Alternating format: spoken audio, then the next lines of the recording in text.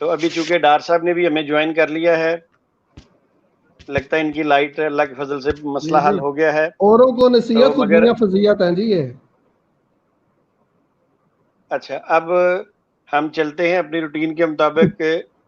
اگلی جو 2 شکیں ہیں وہ پوائے اسپرٹ صاحبہ بیان کریں گی کہ ان کے بھی ہم لیتے ہیں کیا ہے. یہ بھی سابق قادیانی ہیں.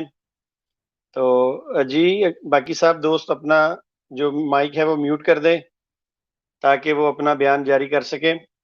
جی پوائے اسپرٹ صاحبہ آپ کچھ کہیں گے اس بارے میں؟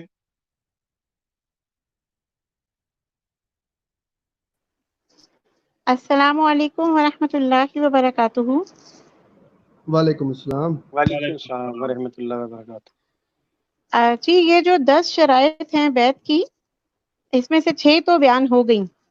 7ویں پہ جانے سے پہلے ایک چھوٹی سی بات میں آپ کو بتاتی چلوں کہ ایک کتاب ہے جماعت کی جو مفتی محمد صادق صاحب نے لکھی ہے. اس کا ٹائٹل ہے ذکر حبیب. معذرت چاہتا ہوں. جی یہ مفتی صادق صاحب وہی ہیں جو مرزا صاحب کہتے تھے آپ کی جوتیوں کے غلام، یہ جوتیوں جی کے جی غلام بالکل والے؟ بالکل جی جی بالکل وہی ہیں. جماعت پہ بڑا مرتبہ تھا ان کو، اور انہوں نے یہ جو بک لکھی ہے اس میں انہوں نے اپنے مسیح موعود کے تمام حالات ان کو اس میں لکھا ہے تاکہ لوگوں کو پتہ چلے کہ ان کے حالات زندگی کیا تھے، ان کے اخلاق کیسے تھے، ان کی دین فہمی کیا تھی. یہ سارا کچھ انہوں نے اس میں لکھا. تو اتفاقاً میں اس میں دیکھ رہی تھی تو آج مجھے اس میں ایک چیز نظر آئی اور وہ بڑی انٹرسٹنگ تھی کہ جو بیعت کی شرائط ہے نا، اس کے حوالے سے انہوں نے لکھا ہے، اور مرزا صاحب کی اپنی بک میں بھی یہی ورڈنگ لکھی ہوئی ہے. وہ یہ لکھتے ہیں کہ جو بیعت ہے اس میں داخل ہونے کا مطلب یہ ہے کہ اپنے تئیں بیچ دیا جائے، مکمل طور پہ خود کو بیچ دیا جائے. تو جب میں نے پڑھا تو پھر میرے ذہن میں آیا کہ جی بالکل، اصل میں بیچ ہی تو رہے ہیں. کہاں چندوں کی انواع اقسام، اور اس کے بعد کہاں پھر آپ کی بہشتی مقبرے کی وصیت. تو یہ در حقیقت ہم اپنے آپ کو بیچ ہی رہے ہوتے ہیں جب ہم بیعت کر رہے ہوتے ہیں. اچھا جی، اب میں آ جاتی ہوں اپنے اصل پوائنٹ کے اوپر.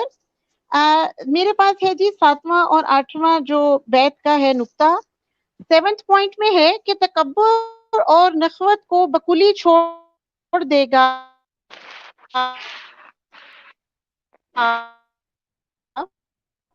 اور مسکینی سے زندگی. اچھا جی، اب اس میں وہ کیا لوگوں کو تعلیم کیا دے رہے ہیں کہ جو میرا بیعت ہوگا وہ تکبر نہیں کرے گا اور عاجزی اور بڑے ہی اچھے اخلاق کا مظاہرہ کرے گا. اچھا، اچھے اخلاق کا مظاہرہ خود مرزا صاحب نے اپنی زندگی میں بہت زیادہ کیا، اور میرا خیال ہے کہ ہم میں سے کوئی بھی ایسا نہیں ہے جو اس سے واقف نہ ہو. ایک جگہ پہ تو مرزا صاحب نے یہ لکھ دیا کہ نہایت قابل شرم بات ہے کہ ایک شخص خدا کا دوست کہلائے اور پھر اخلاق رذیلہ میں گرفتار ہو اور درست بات کا ذرا بھی متحمل نہ ہو سکے اور امام زمانہ کہلا کر ایسی کچی طبیعت کا آدمی ہو کہ ادنا ادنا بات میں منہ میں جھاگ آتا ہو، آنکھیں نیلی پیلی ہوتی ہوں، وہ کسی طرح بھی امام زمان نہیں ہو سکتا.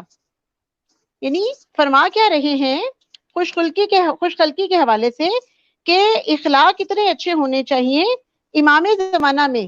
ابھی تو میں بیعت کنندہ کی تو بات ہی نہیں کر رہی، ابھی تو میں بیعت لینے والے کی بات کر رہی ہوں. اتنے اچھے اخلاق ہونے چاہیے کہ ادنا ادنا باتوں پہ نہ اس کے منہ میں جھاگ آئے، نہ آنکھیں نیلی پیلی ہوں، نہ زبان لڑکھڑائے، اور نہ ہی غلط الفاظ استعمال کرے. پھر جگہ جگہ وہ اپنے بکس میں کلیم کرتے ہیں کہ جو شخص بھی صراحتاً کنایتاً کوئی ایسی گندی زبان اختیار کرے تو دراصل وہ خوب سے عظیم ہے. کہیں کہتے ہیں کہ جی میں نے کبھی دشنام دہی نہیں کی، کسی کو گالی نہ دو، مجھے اعلیٰ تہذیب اور اخلاق کے ساتھ بھیجا گیا ہے. لیکن حقیقت کیا تھی ذرا اب تھوڑا سا اس پہ بھی نظر ڈال لیتے ہیں. ایک اپنی ہی کتاب ہے انجام آتم، وہ اس میں لکھتے ہیں دنیا میں سب جانداروں سے زیادہ پلید اور کراہت کے لائق خنزیر ہے، مگر خنزیر سے زیادہ پلید وہ لوگ ہیں جو اپنے نفسانی جوش کے لیے حق کی گواہی کو چھپاتے ہیں. اب وہ کس کو کہہ رہے ہیں دراصل یہ بات؟ ان کے نزدیک جتنے بھی اس زمانے کے علماء اور مولوی حضرات تھے جو ان کو نہیں مانتے تھے، مرزا صاحب ان کو یہ کہہ رہے ہیں کہ دنیا میں سب سے زیادہ پلید کیا چیز ہے؟ خنزیر ہے، اور خنزیر سے زیادہ پلید تم لوگ ہو، کیونکہ تم لوگ حق کی گواہی کو چھپا رہے ہو۔ اے مردار خور مولویوں اور گندی روحو، تم پر افسوس کہ تم نے میری عداوت کے لیے اسلام کی سچی گواہی کو چھپایا۔ اب اتنی اچھی زبان ماشاءاللہ وہ بول رہے ہیں، مولویوں کو کیا کہہ رہے ہیں کہ تم لوگ مردار خور ہو، گندی روح ہو، خنزیر سے زیادہ پلید ہو۔ پھر ایک حوالہ تو میں نے اپنے پچھلے اس میں بھی بولا تھا، جب وہ عبدالحق غزنوی صاحب نے ان کے سورج اور چاند گرہن والی نشانی کو نہیں مانا تھا، تو وہاں پر انہوں نے عبدالحق غزنوی اور ان کے گروہ کو کہا تھا علیہم نال لعن اللہ الف الف مرتن، کہ ان پر اللہ کی لعنت کے 10 لاکھ جوتے برسے، یعنی اپنے جتنے بھی مخالف لوگ ہیں ان پہ لعنتیں بھی برسا رہے ہیں، اچھی اچھی زبان بول رہے ہیں، اچھے اخلاق کا مظاہرہ کر رہے ہیں۔ پھر انہوں نے فرمایا اپنی ایک کتاب آئینہ کمالات اسلام میں انہوں نے کہا کہ میری ان کتابوں کو، یعنی وہ کتابیں جو مرزا صاحب چھاپتے ہیں، لکھ لکھ کے پبلش کرواتے ہیں، ان کو ہر مسلمان محبت کی نظر سے دیکھتا ہے اور اس کے معارف سے فائدہ بھی اٹھاتا ہے اور میری دعوت کی تصدیق بھی کرتا ہے اور اسے قبول کرتا ہے، مگر بدکار عورتوں کی اولاد نے میری تصدیق نہیں کی اور ان کے دلوں پر اللہ نے مہر لگا دی ہے۔ یعنی اب جو ان کی تصدیق نہیں کر رہے، جو مرزا صاحب کو مسیح موعود اور مہدی موعود نہیں مان رہے اور ان کو نبی اور رسول نہیں مان رہے، وہ لوگ خود تو جو ہیں سو ہیں، ان کو انہوں نے خنزیر سے زیادہ پلید بھی کہہ دیا، ان کو انہوں نے مردار خور بھی کہہ دیا، ان کو انہوں نے گندی روح بھی کہہ دیا، اور اب وہ ان کے ماں باپ کو بھی گالی نکالنے پر اتر آئے، اور اب ان کو کیا کہہ دیا؟ بدکار عورتوں کی اولاد۔ اب یہ تو لفظ ہے ذریت البغایا، اس پہ تو اچھی خاصی ایک لمبی چوڑی بحث بھی بنتی ہے، اور اس کے بھی اوپر اگر کبھی سٹریم ہوگی تو اس میں ڈیٹیل بتائیں گے کہ ذریت البغایا کے لیے جماعت کا موقف ہے کہ جی مسلمان مولوی ترجمہ غلط کر رہے ہیں اور اس کو بدکار عورت کی اولاد بتا رہے ہیں، جبکہ میں نے اس پہ ریسرچ کی اور مرزا صاحب کی ہی بکس میں سے 5 سے 6 مقامات پہ ذریت البغایا اور لفظ بغایا کے معانی چیک کیے۔ کہیں لکھا ہے مفسد عورتیں، کہیں لکھا ہے بازاری عورتیں، کہیں لکھا ہے بدذات عورتیں، کہیں لکھا ہے بدکار عورتیں، یعنی جماعت کے مربیان اب جو چاہے کہتے پھرے، مرزا صاحب نے خود بخود بتا دیا کہ میں تو اس لفظ کا یہی مطلب اور مفہوم سمجھتا ہوں، اور تمام اپنے نہ ماننے والوں کو میں بدکار عورتوں کی اولاد ہی سمجھتا ہوں۔ یہ تو عام مسلمان کی بات ہو رہی ہے۔ اب حضرت پیر مہر علی شاہ گولڑوی کے حوالے سے انہوں نے کیا لکھا؟ انہوں نے ایک جگہ پر لکھا اپنی کتاب اعجاز احمدی میں کہ مجھے ایک کتاب کذاب کی طرف سے پہنچی ہے، اور پیچھے ذکر چل رہا ہے پیر مہر علی شاہ گولڑوی صاحب کا، ان کو کذاب فرما رہے ہیں، وہ خبیث کتاب اور بچھو کی طرح نیش زن۔ پس میں نے کہا کہ اے گولڑا کی زمین تجھ پر لعنت، تو ملعون کے سبب سے ملعون ہو گئی، پس تو قیامت کو ہلاکت میں پڑے گی۔ اب کیا کر رہے ہیں؟ جس زمین پہ وہ حضرت پیر مہر علی شاہ صاحب گولڑوی صاحب ہیں، وہ گولڑا کی زمین پہ بھی لعنت بھیج رہے ہیں اور پیر مہر علی شاہ کو کذاب فرما رہے ہیں۔ تو یہ تھی ان کی زبان، ان کی خوش اخلاقی، جس کا وہ دوسروں سے بھی مطالبہ کر رہے ہیں۔ شاید یہی وجہ ہے کہ آج کے مربیان سے جب بھی گفتگو کی جائے تو وہ پیار محبت سے بات کا جواب تو ضرور دے رہے ہوتے ہیں، مگر جیسے ہی کوئی مرزا صاحب کی ایسی بات سامنے آ جائے جس کا دفاع نہیں کر پاتے، تو پھر فوری طور پہ وہ شرائط بیعت میں سے نمبر 7 شک کو اپنے اوپر لاگو کرتے ہیں اور فوری طور پہ خوش اخلاقی کا مظاہرہ کرتے ہوئے گالی گلوچ شروع کر دیتے ہیں۔ اب اگر مرزا صاحب کی کتابوں میں سے ہم چند ایک صرف چیزیں نکال لیں، کیونکہ یہ تو بہت لمبا ٹاپک بنتا ہے، تو جو کچھ انہوں نے مسلمانوں کو کہا ہے، اسلام کے آر مولویوں، پلید اور دجال، نابکار، الو، انسانوں سے بھی بدتر، بدبخت مفتری، اس قدر گندے الفاظ اور اس قدر زیادہ کہ اگر ہم اس کی کاؤنٹنگ شروع کریں تو یہ ہنڈریڈز میں بن جائے گی. پھر اس کے بعد مسلمانوں سے جب بات چیت کرتے تھے، میں ابھی کسی دوسرے فرقے کسی دوسرے مذہب کی بات نہیں کر رہی، کیونکہ وہاں پر یہ مربیان کہتے ہیں عیسائیوں سے بات کرتے کرتے ہمیں نعوذ باللہ حضرت عیسیٰ علیہ السلام کو روحانی رنگ میں ان کے نبی کو برا بھلا کہنا پڑتا ہے، کیونکہ عیسائی ہمارے نبی کو برا کہتے ہیں. یہاں مگر بات میں عیسائیوں کی نہیں کر رہی، مسلمانوں کی کر رہی ہوں، پیر میر علی شاہ صاحب کی کر رہی ہوں. اس کے بعد جو میں آپ کے سامنے حوالہ پیش کرنے لگی ہوں، یہاں پر بھی ایسا ہی ہے کہ مرزا صاحب نے حضرت بٹالوی صاحب کے متعلق فرمایا کہ اگر وہ کھلے کھلے فیصلے کو منظور نہ کریں اور بھاگ جائیں اور خطا کا اقرار بھی نہ کریں تو یقیناً سمجھو کہ ان کے لیے خدا تعالیٰ کی عدالت سے مندرجہ ذیل انعام ہے. نمبر 1 لعنت، نمبر 2 لعنت، نمبر 3 لعنت، نمبر 4 لعنت، نمبر 5 لعنت، نمبر 6 لعنت، نمبر 7 لعنت، نمبر 8 لعنت، نمبر 9 لعنت، نمبر 10 لعنت. تلکا عشرۃ کاملہ. اب یہاں پر مرزا صاحب نے 10 مرتبہ لعنت بھیج کر اعلیٰ اخلاق کا مظاہرہ کیا، جس کے متعلق وہ فرماتے تھے کہ مجھے اللہ نے یہ کہا ہے کہ بے شک میں نے تمہیں اخلاق کے اعلیٰ مقام پہ سر بلند کر کے بھیجا ہے. ٹھیک ہے جی. اور یہ تو صرف 10 دفعہ لعنت تھی مرزا صاحب کی کتابیں پڑھنے میں، کہ اگر ہمت ہو ہمارے احمدی بھائیوں میں تو 1000 مرتبہ بھی لعنت ہے. اور مزے کی بات یہ ہے کہ اگر کوئی عقل مند شخص کسی پہ 1000 دفعہ لعنت بھیجنا چاہے تو وہ سیدھی طرح یہ کہہ سکتے ہیں 1000 یا لاکھ کے لیے. اکثر پنجابی میں لوگ کہتے ہیں نا تیرے تے لکھ دی لعنت. مگر مرزا صاحب اتنے فارغ البال تھے کہ انہوں نے باقاعدہ کاؤنٹنگ کے ساتھ 1 لعنت 2 لعنت 3 لعنت کرتے کرتے 1000 تک کی لعنت کتاب میں باقاعدہ تحریر فرمائی. اب یہ تو تھا ان کا نقطہ نمبر 7. شرائط بیت میں جو نقطہ نمبر 8 ہے وہاں پر فرماتے ہیں کہ دین اور دین کی عزت اور ہمدردی اسلام کو اپنی جان اور اپنے مال اور اپنی عزت اور اپنی اولاد اور اپنے ہر ایک عزیز سے زیادہ تر عزیز سمجھے گا. اب دیکھیے یہ مطالبہ ان کا صرف ان لوگوں سے ہے جو جماعت میں آ رہے ہیں.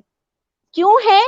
کیونکہ ان کے دین کی خدمت ہے چندہ، اور وہ کہہ کیا رہے ہیں کہ اپنی جان مال اولاد کو چھوڑ دیں اور میرے دین کی صرف خدمت کریں آپ. لیکن جب ان سے کوئی پوچھے کہ حضرت آپ نے دین کی کیا خدمت کی ہے، آپ نے دین اسلام کی کیا خدمت کی ہے، تو وہاں پر جناب یہ فرماتے ہیں، کتاب البریہ حوالہ میں آپ کو بتا دیتی ہوں، جلد 13 صفحہ نمبر 10. کہتے ہیں کہ صاف ظاہر ہے کہ میں سرکار انگریزی کا بدل و جان خیر خواہ ہوں اور میں ایک شخص امن دوست ہوں، اور اطاعت گورنمنٹ اور ہمدردی بندگان خدا میرا اصول ہے، اور یہ وہ اصول ہے جو میرے مریدوں کی شرائط بیت میں داخل ہے. ٹھیک ہے جی. تو وہ دین کی خدمت کیا کر رہے ہیں کہ ان سے کہہ رہے ہیں کہ انگریز گورنمنٹ کی اطاعت کرنی ہے. دین کی خدمت یہ کرتے ہیں کہ ان کو کچھ لوگوں نے یہ تجویز ایک دفعہ پیش کی کہ حضرت صاحب کا جو ریویو ہے اس میں احمدیت کی خصوصیات کا ذکر نہ کیا جائے، بلکہ عام اسلامی مضامین کو شائع کریں تاکہ اشاعت بھی زیادہ ہو.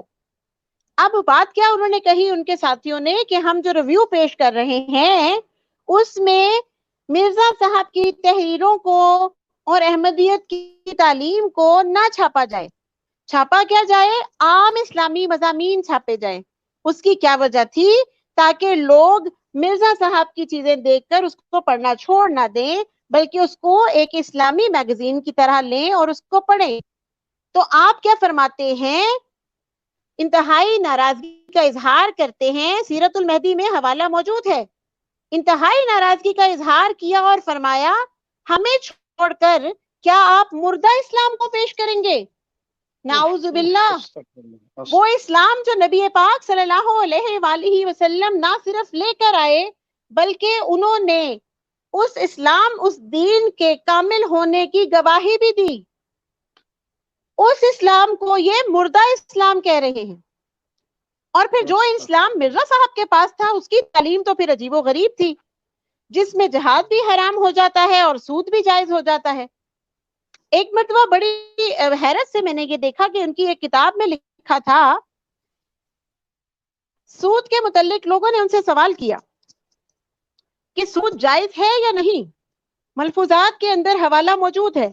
मिर्जा साहब ने जवाब दिया कि हमारा यही मजहब है और अल्लाह ने हमारे दिल में डाला है, नाउजुबिल्लाह, अल्लाह ने हमारे दिल में डाला है कि ऐसा रुपया इशाअत दीन के काम में खर्च किया जावे। ये बिल्कुल सच है कि सूद हराम है, लेकिन सिर्फ अपने नफ्स के वास्ते, मिर्जा साहब के वास्ते नहीं, उनकी बराहीन अहमदिया छापने के वास्ते नहीं, उनकी औलाद की किफालत के वास्ते नहीं। ये है उनकी दीन की फहम फरासत। फिर एक दफा किसी ने एक और इनका हवाला जो है सीरतुल मेहदी से ही मिला मुझे, कि अब्दुल्ला सनोरी साहब थे, उन्होंने ये वाकया बयान किया कि एक दफा अम्बारा के एक शख्स ने हजरत साहब से फतवा दरियाफ्त किया कि मेरी बहन कंसनी थी और उसने उस हालत में बहुत सारा रुपया कमाया और फिर मर गई और मुझे उसका तरका मिला, मगर बाद में मुझे अल्लाह ने तौबा और इस्लाह की तौफीक दी। अब मैं उस माल का क्या करूं? अब माल देख के तो मिर्जा साहब के मुंह में फौरन पानी आ जाता था। मकतूबात खोल लें आप मिर्जा साहब के, जितने लेटर्स लिखे हैं उसके पेज अगर आप 40-50 खंगालेंगे ना, तो उसमें तकरीबन कोई 40 मर्तबा उन्होंने लोगों से पैसों का मुतालबा किया है। कभी बच्ची बीमार है तो वलायती बिस्किटों का मुतालबा किया है। कभी घर में उनके वो बड़ा एक महंगा सा इंग्रेडिएंट होता है जाफरान, वो खत्म है तो किसी को खत लिख के कह देती है जी 2 तोले जाफरान भेज दो। किसी को कुछ, किसी को कुछ, किसी को कहते हैं 500 रुपया भेज दो। तो अब यहाँ पर भी जब पैसे के बारे में सुना तो वो कैसे पीछे रह सकते थे? तो उन्होंने जवाब दिया कि इस जमाने में ऐसा माल इस्लाम की खिदमत में खर्च हो सकता है। ये है उनकी दीन की खिदमत। और एक आखिरी हवाला, क्योंकि वक्त काफी हो रहा है, कि दीन की खिदमत करते करते उन्होंने यहाँ तक फरमा दिया कि अल्लाह का शुक्र, ये मैं हवाला दे रही हूँ जी जिल्द नंबर 6 का, रूहानी खजाइन। अल्लाह का शुक्र और किसी मोहसिन गवर्नमेंट का शुक्र जिसको खुदा ताला ने अपने बंदों को बतौर नेमत के अता किया, दर हकीकत ये दोनों एक ही चीज हैं। अल्लाह का शुक्र और एक मोहसिन गवर्नमेंट का शुक्र, दर हकीकत ये दोनों एक ही चीज हैं और एक दूसरे से वाबस्ता हैं, और एक के छोड़ने से दूसरी का छोड़ना लाजिम आ जाता है। नीचे लिखते हैं कि इस और दूसरे इस सल्तनत की, अस्तगफिरुल्लाह, हम आज तक यही पढ़ते आए और हमारे नबी ने हमें यही बताया कि अतिउल्लाह व अतिउर रसूल, अल्लाह की इताअत करो और अल्लाह के रसूल की इताअत करो। मगर मिर्जा साहब क्या फरमा रहे हैं कि अल्लाह की इताअत और गवर्नमेंट की इताअत दो हिस्से हैं इस्लाम के, और फिर ये भी कह रहे हैं कि एक को छोड़ना बिल्कुल ऐसा है जैसे दूसरे को छोड़ दिया। यानी कि नाउजुबिल्लाह, अगर उस वक्त इंग्लिश गवर्नमेंट के खिलाफ, उस ब्रिटिश गवर्नमेंट के खिलाफ कोई उठ खड़ा हुआ तो वो अल्लाह के खिलाफ उठ खड़ा हुआ, नाउजुबिल्लाह मिन जालिक। ये था जी पॉइंट 7 और 8। अब आप आगे कंटिन्यू कर सकते हैं 9 और 10 पॉइंट की तरफ। जज़ाकल्लाह। बहुत शुक्रिया, आपने बहुत तफसील से बात बताई, और सबसे बढ़कर ये जो आखिरी आपने पॉइंट बताया है कि मिर्ज़ा ग़ुलाम कादियानी कहता है कि इस्लाम के 2 हिस्से हैं, एक अल्लाह की इताअत और एक अल्लाह के रसूल की इताअत। मगर मिर्ज़ा कादियानी कहता है, अपनी किताब के अंदर लिखता है कि इस्लाम के 2 हिस्से हैं, एक अल्लाह की इताअत और एक हुकूमत बरतानिया की इताअत। तौबा इस्तग़फ़ार, तौबा इस्तग़फ़ार।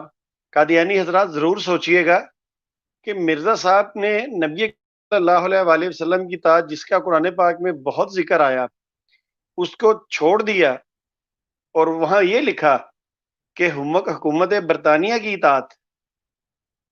اب اگر کہا جائے اس سے بڑھ کر اور کفر کیا ہو سکتا ہے کہ مرزا صاحب نے حکومت برطانیہ کی اطاعت کو اللہ کی اطاعت کے ساتھ جوڑ دیا. تو چلیے آپ تمام دوست جانتے ہیں کہ آج بھی ان کا جو موجودہ سربراہ ہے مرزا مسرور اور میرا رضائی چچا آج بھی انہی انگریزوں کی اس میں موجود ہے اور وہاں پہ سیاسی پناہ انہوں نے لی ہوئی ہے. آج بھی یہ انگریز کی اطاعت اسی طرح کرتے ہیں جس طرح مرزا قادیانی نے لکھا ہے.